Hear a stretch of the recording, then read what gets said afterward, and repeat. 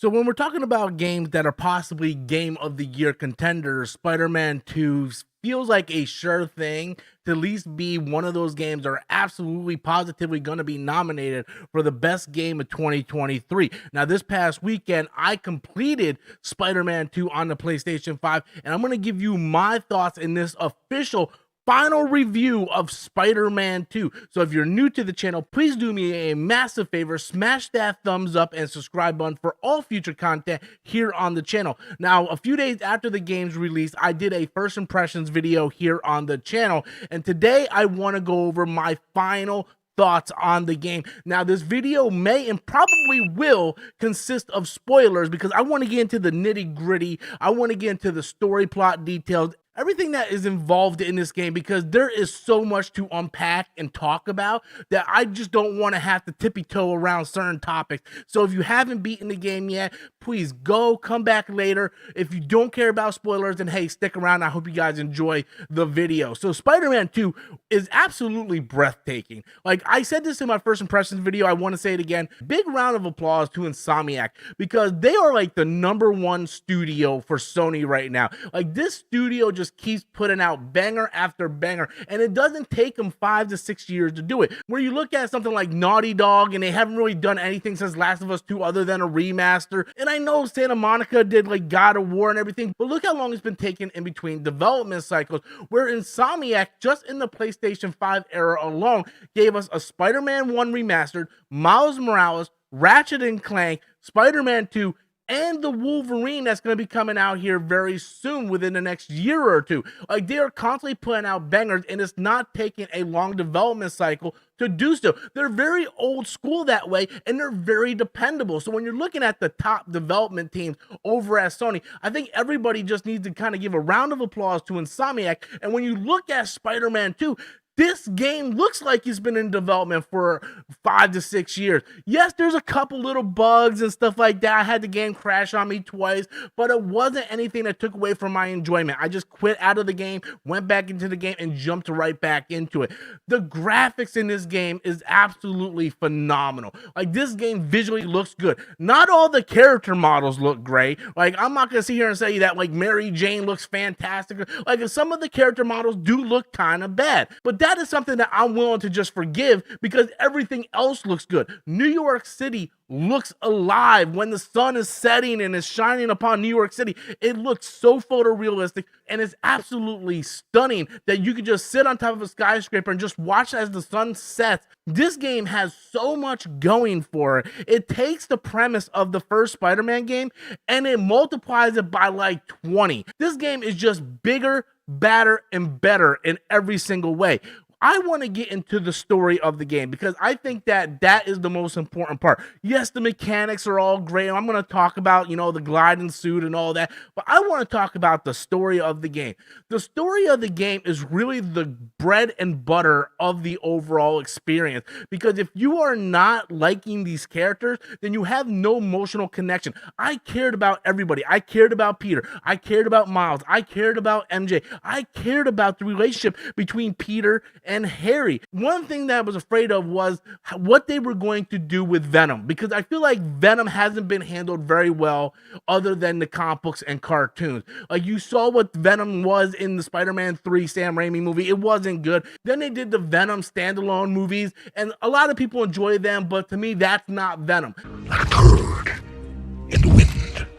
Sony really knocked it out of the park with Venom in this game. Like, I felt like Venom was this massive threat. I felt like Venom was going to kill every single person that I cared about in this game. He looked like Venom, he acted like Venom, and he was very, very imposing, and that was something I enjoyed. Yes, they switched the character from Eddie Brock to Harry Osborn, but if you played the first game, you knew that was sort of where they were going, and I didn't have a problem with that. When you think about it, it's a lot like the MCU did in Age of Ultron. In the comic books, Hank Pym created Ultron.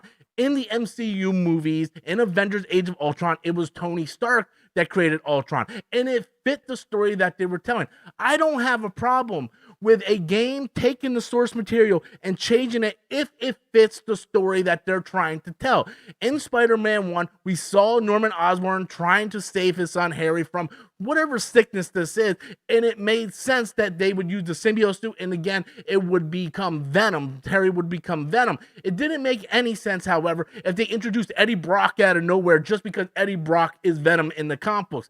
Yes, I wish that would have happened, but in the context of the story that they were telling, it made a whole lot more sense that it was Harry Osborn, and it actually put a lot more weight to the story because through the entire game, you're building this friendship. You actually believe these two are really good friends, whether it be the flashback of them in school or riding through Queens on their bicycles. They built that friendship up, so when the climax actually happens within the game, you believe it and you feel something. And that is a mark of not only a good story, but a fantastic game. Yes, it has the visuals, it has the controls, you can swing through New York, and you can do all these different side missions, but at the end of the day, it was a story about these characters and what it meant to be a hero. And Miles, what I like about this game, Miles does not take a back seat because Miles has his own redemption story. He is struggling with the darkness in himself not to forgive Martin Lee. Through this entire game, Miles is obsessed with trying to get Martin Lee and try to find justice for his father.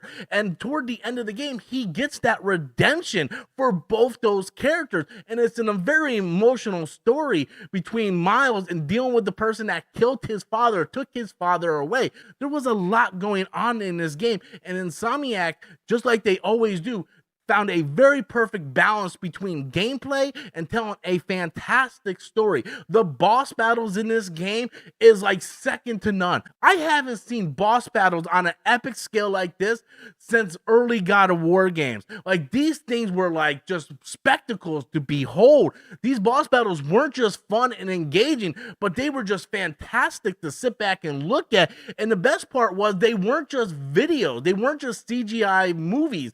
You actually interacted. It felt like you were part of the battle. You just didn't put your controller down and said, okay, this is cool to look at. No, you had to participate in the battle, and it took you through an emotional ride. Everything about this game was very well thought out. And the one thing I also enjoyed was I felt like the first game had a lot of busy work. Right? Hey, we got to go find this sample. Oh, I got to do this for Doc Ock. And I felt like they really cut back a lot of that. A lot of the side quests throughout New York City were fun to actually do. I'm just swinging around. Hey, this guy's committed a robbery. I just go down there, stop him. I stop that gang or stop that gang. And it was something I can do on the way to the next story mission. And that's what I enjoyed. It didn't take away from anything that was going on within the game itself. They even added some more Mary Jane side missions, which I did not like in the first game. But this time they made her more of a badass. Like, she actually has a stun gun. She's doing stealth. Like, she's actually able to defend herself. And that was absolutely awesome. It gives the players something to do. So they really kind of cut the fluff of all the stuff that I really did not like about the first game, and they really enhanced all the gameplay elements of what it could be in this game. And what I also enjoyed about this game was the flight suit was a great addition. I didn't know how I was going to feel about that. I was like, oh man, is this Spider-Man or Superman, you know? But it actually worked out very well because you can't just use it all the time. You have to be able to swing with your web, and then you kind of use it at the right moments. Then you can catch these air currents and go out through New York City. So at the end of the day, fast travel is sort of irrelevant. I didn't use fast travel once throughout my playthrough of this game because it was just as fun just swinging and gliding throughout the city and then doing these side missions as I go, like I stated before. It was just a fantastic experience playing this game. So when we're talking about game of the year, I feel like Spider-Man 2 has to be in conversation to be game of the year. Right now, a lot of people are talking about Baldur's Gate, and I didn't play Baldur's Gate 3.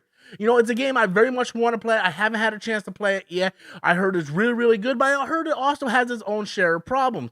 So I think right now Spider-Man should be the game to kind of win it all. I think Insomniac put a lot of effort into it. I can't wait to see what they do with the Wolverine franchise and how that's going to play a part in this Spider-Man universe. But yeah, Insomniac just is one of those development teams that you look at them and like, they are producing banger after banger after banger, and they're making other studios like Naughty Dog and Santa Monica look kind of silly.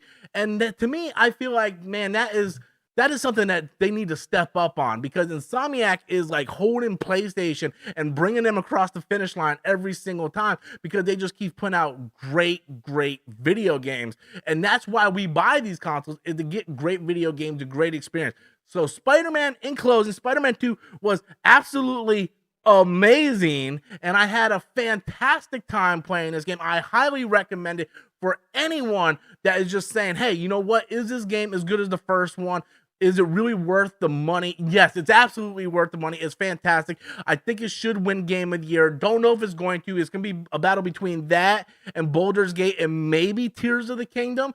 But if it had my vote, if I was able to vote right now, I would definitely say Spider-Man 2 is Game of the Year. It is definitely my Game of the Year. I will tell you that at the end of the year, it is going to be my Game of the Year. It's absolutely phenomenal. It's fantastic. And I just love the ride. I love the ride that it put me through from beginning to end. It was just fantastic. But I want to know what you guys think. Have you played Spider-Man 2? Have you beaten the game? What are your thoughts? Leave those comments in the comment box below. And until next time, as always, I am Robert Storms, and thank you for watching.